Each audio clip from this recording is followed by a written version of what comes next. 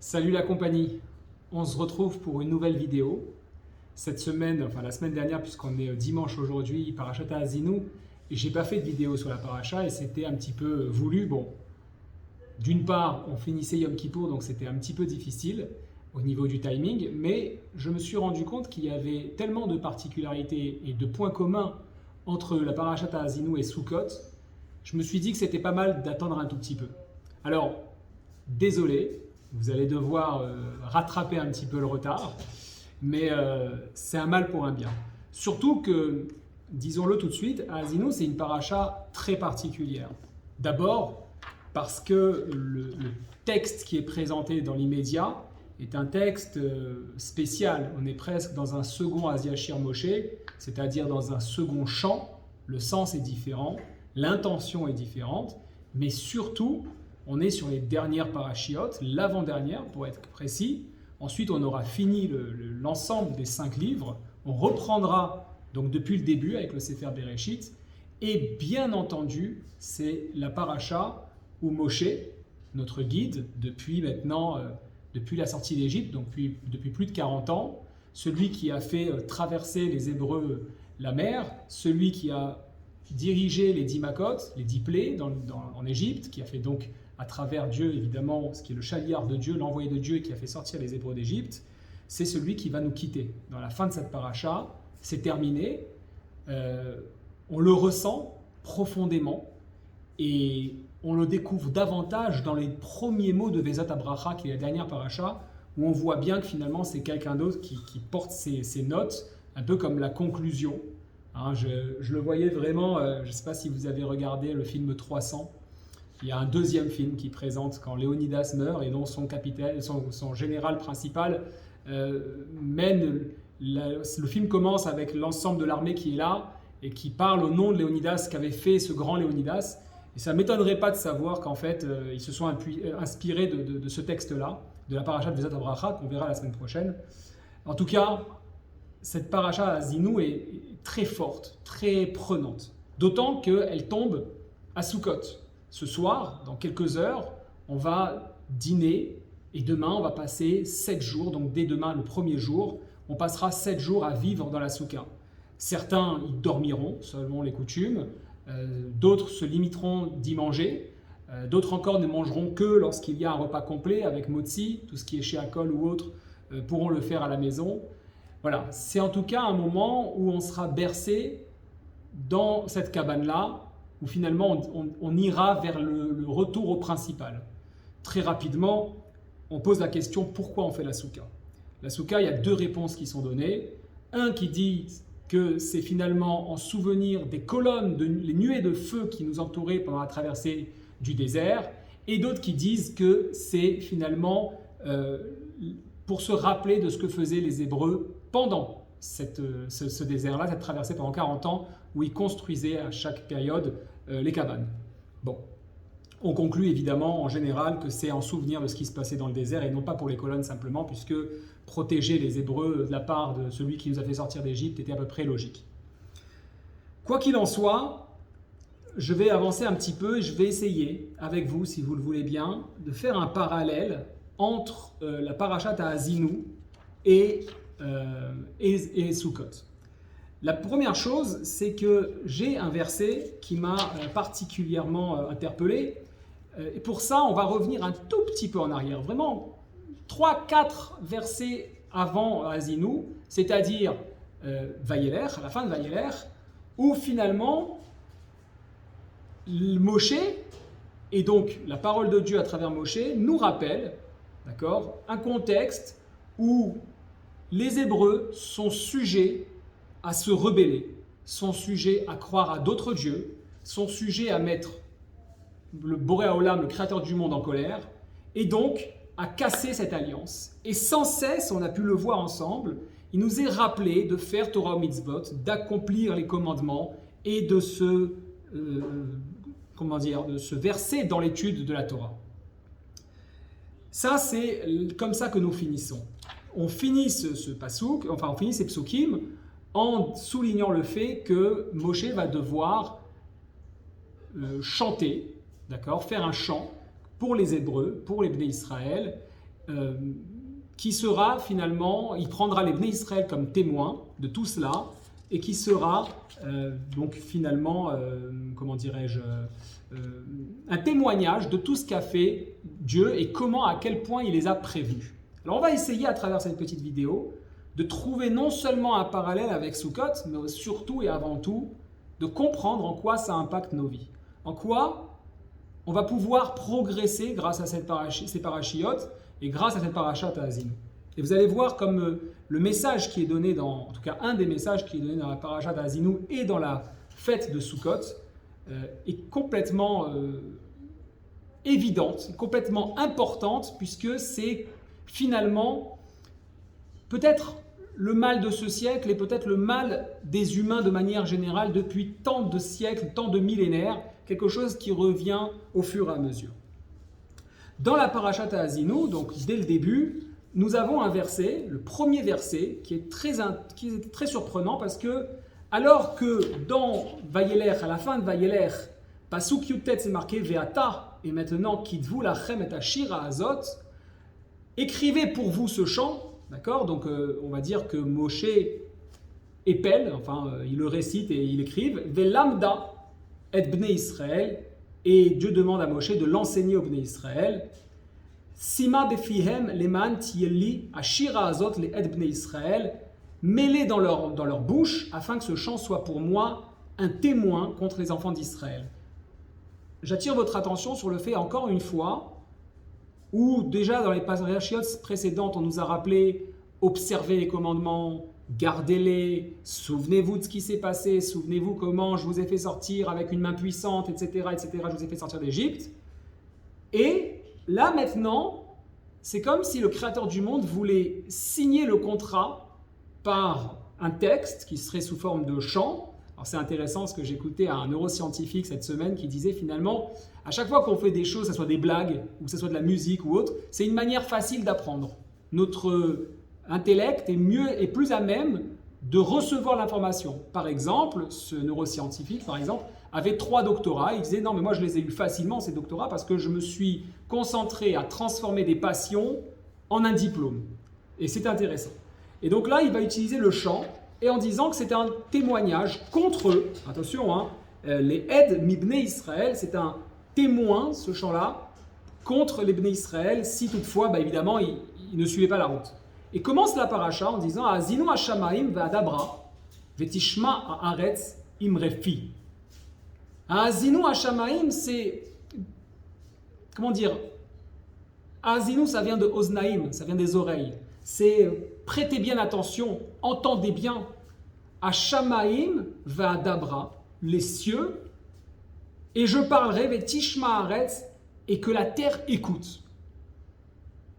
Imrefi, les mots de ma bouche. Voilà que Moshe, à travers ce chant qui démarre, c'est un peu comme la chanson Az Yashir Moshe ou Bnei Israël, l'introduction, il introduit comme ça l'entrée en disant « Je demande au ciel et à la terre, aux cieux et à la terre, de m'écouter et d'être témoin de ce que je vais dire. » On peut se poser la question, qu'est-ce qui se passe pour que Moshe, après avoir prié par témoin, en disant que ce chant sera pris en témoin les Bnei Israël, contre les Bnei Israël s'il devait arriver quelque chose, il demande finalement aux énergies extérieures, au ciel et à la terre, aux cieux, à Shamaïm, c'est pas simplement le ciel bleu, c'est l'ensemble du système, et à la terre, d'être témoin de ce qui va être dit. Il y a plusieurs questions qui m'ont interpellé, puisqu'on est dans une paracha qui va conclure par la fin de la vie de Moshe, il y a plusieurs questions qui m'ont interpellé. La première, c'est finalement à travers ce Sefer Dvarim, puisqu'on est dans la conclusion de ce Sefer-là, pourquoi autant d'avertissements? Pourquoi sans arrêt, au fur et à mesure de ce qui se passe, concernant Shabbat, concernant la crainte de Dieu, concernant le fait d'étudier la Torah, le fait de garder chacun des commandements, pourquoi à chaque fois revenir avec une forme de répétition limite insoutenable? On a l'impression qu'on est des idiots, limite. Pourquoi finalement on arrive aujourd'hui où non seulement la parole de Dieu sortant de la bouche de Moshe dit ce chant sera témoin contre les Bnei Israël, si ça devait mal se passer, mais en plus de ça, maintenant il prend le ciel et la terre. Et on sait, puisque c'est marqué à la fin de Vaïelech, on l'a dit, que les raisons pour lesquelles ça pourrait mal se passer, c'est la corruption, c'est la rébellion, c'est le fait de croire en d'autres dieux. Mais j'attire votre attention, je vous pose une question simple.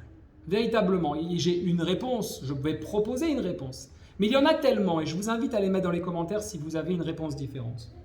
Comment on peut imaginer, après ce qu'ont enduré les Hébreux en Égypte pendant 210 ans, on raconte des histoires que le pharaon, lorsqu'à un certain moment, il est allé jusqu'à égorger les enfants hébreux mâles pour se baigner dans leur sang.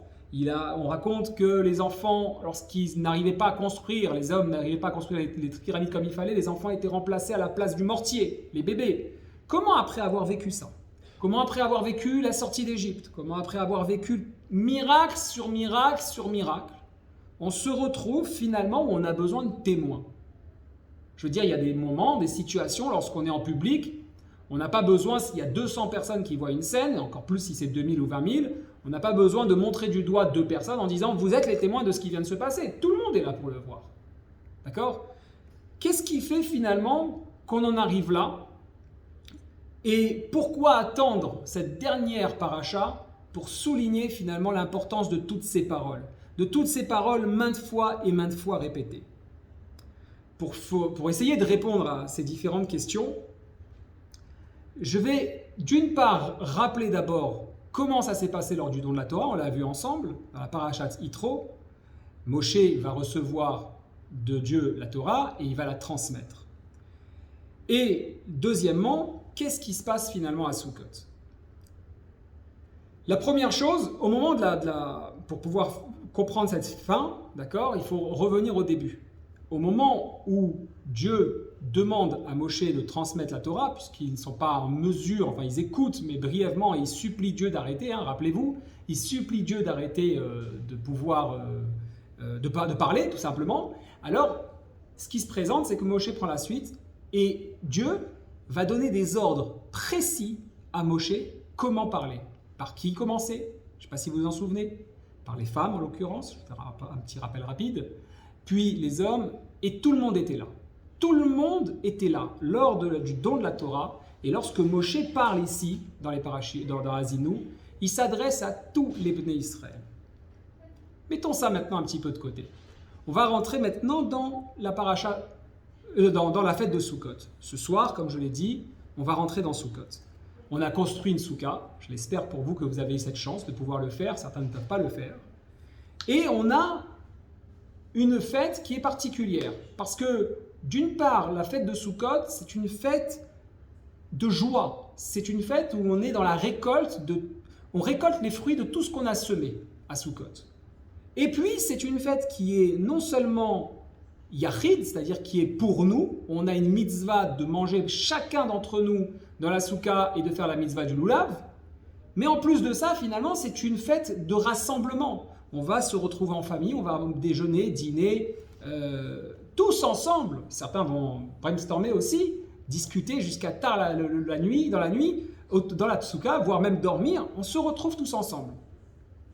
Et ce qui est intéressant, par exemple, c'est que, je ne sais pas si vous connaissez le principe de la fête du Hakel, tous les 7 ans, en rapport avec la Shemitah, les Bnei Israël étaient tous réunis ensemble pour pouvoir écouter les versets de la Torah qui les rappelaient et qui les encourageaient à suivre les commandements et à pratiquer davantage la Torah. Il y a une question qui se pose. Cette fête du Hakel, je vais oublier, tombe le premier jour de Sukkot. Donc c'est tous les 7 ans, c'est vrai que ce n'est pas cette année, mais ce n'est pas grave. Ça montre à quel point c'est une fête importante de rassemblement. Donc finalement, un petit peu le point commun entre, pour l'instant, Sukkot et Azinu, c'est que depuis le début du don de la Torah, depuis le début et depuis tous ces versets qui sont nés et qui se concluent par Azinu, Moshe s'adresse à tout le peuple. Pour autant, il répète et il répète et il répète. Et voilà que le Hakel qui arrive, et voilà Sukkot de manière générale, qui est une fête de rassemblement, qui est une fête joyeuse, tous ensemble on est réunis. En même temps, c'est une fête qui parle à chacun d'entre nous, comprenez où je vais en arriver. Finalement, il y a une question qui se pose. Est-ce qu'on doit vraiment s'adresser aux hommes, aux femmes et aux enfants lorsque le Hakel se présentait, lorsqu'on répétait la Torah. Donc vous voyez que le lien avec la fin de la répétition de la Torah, qui était le Sefer Dvarim, qui est la Parashat Haazinu à ce moment-là. Et qui est finalement le travail de Moshe, c'est sa mission de nous avoir fait sortir et de nous avoir transmis la Torah. Il y a plusieurs commentateurs qui interviennent là-dessus, et c'est très très drôle, parce que les féministes pourraient s'enflammer, parce qu'on pourrait trouver que la Torah est dure, que la Torah interprète mal les choses, qu'elle est plus de ce temps. Et lorsqu'on fait un tout petit peu on prend une distance avec l'explication qui est donnée, on se rend compte à quel point c'est extrêmement puissant pour notre quotidien.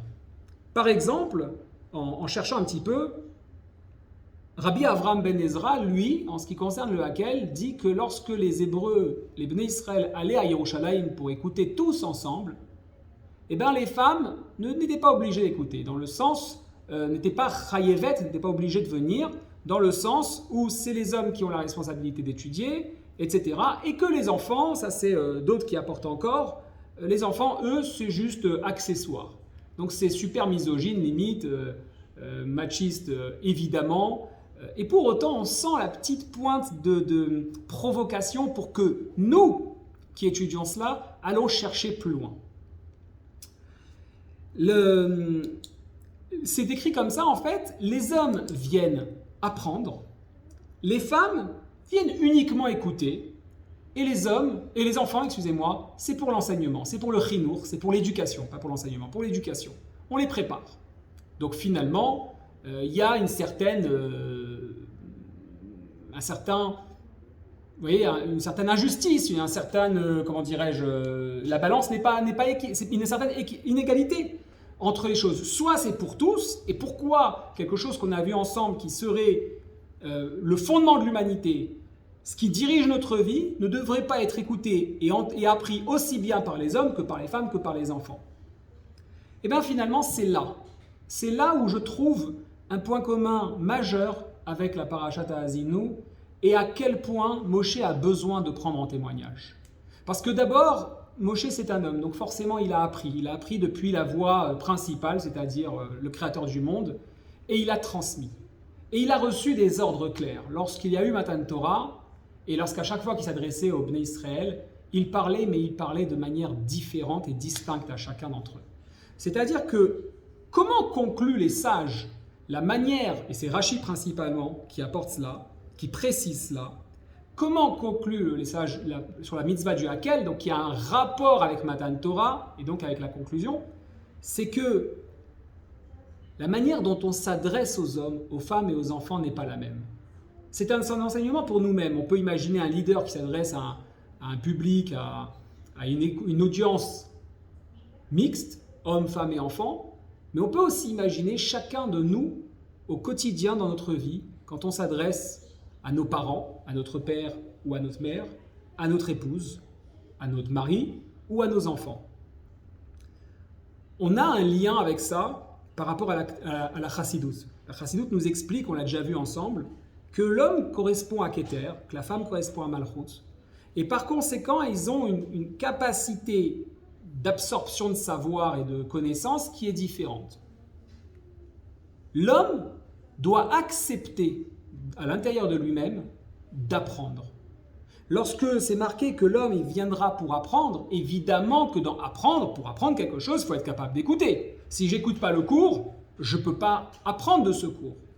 Pourtant, la femme, elle vient uniquement pour écouter ou pour entendre. Ben forcément, puisque comme nous savons que la femme a une connexion différente, et on l'apprend de la parashat Yitro, lorsque Moshe reçoit la Torah, je disais tout à l'heure, Dieu lui dit « Tu commenceras par les femmes et tu parleras de manière douce parce qu'elles ont une facilité à comprendre qui est différente des hommes. » Donc, on comprend de là que l'homme, lui, son tafkid, sa mission, c'est d'accepter d'apprendre de l'autre.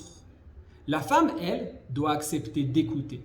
Et je veux dire par là, évidemment, je veux faire un parallèle avec le couple de manière générale.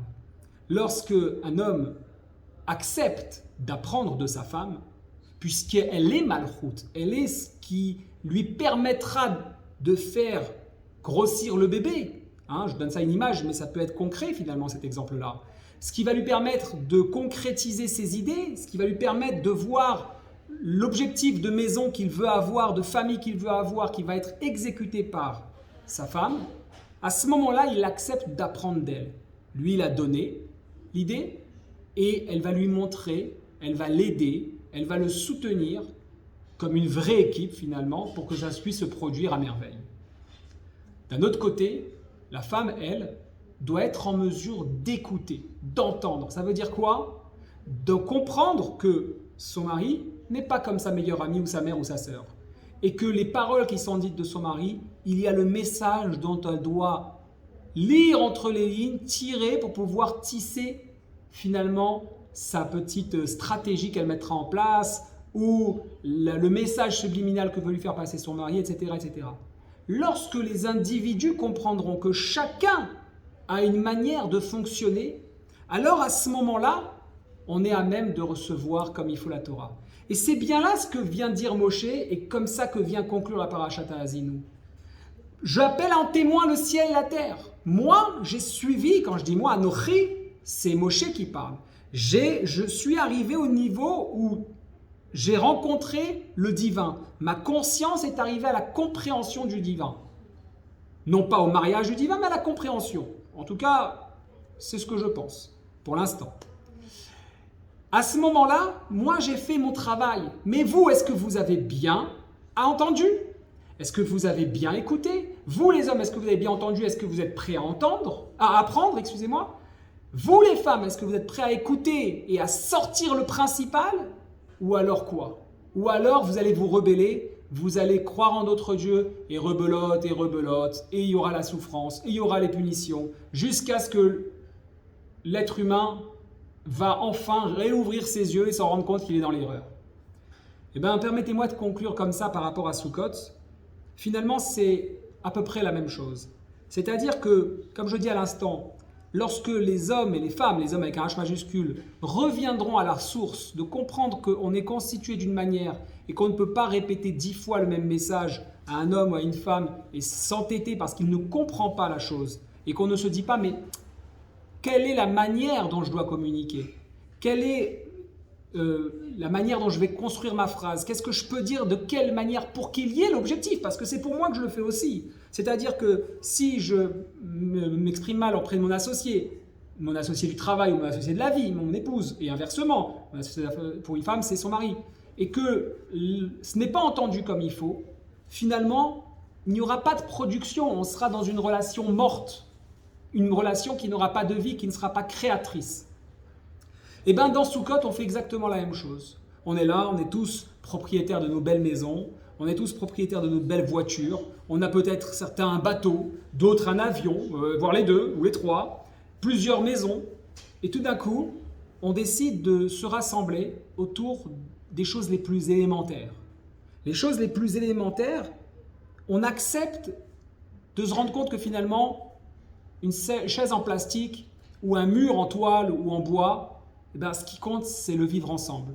Ce qui compte, c'est se retrouver sous cette tente, partager un moment, ça veut dire forcément faire des efforts de communication, accepter le fils un petit peu rebelle, l'épouse qui nous a fait une petite crasse 5 minutes à la cuisine avant, ou l'inverse, le mari qui lui a mal parlé, mais on va se rassembler dans la psouka, où on va revenir à l'évidence, à ce qui est important pour pouvoir vivre un moment de bonheur en simplicité. Je vous souhaite Chag Sameach, passez un bon Sukkot et on se retrouve sous la souka, je l'espère, pour une vidéo. Shabbat Shalom, Chag Sameach.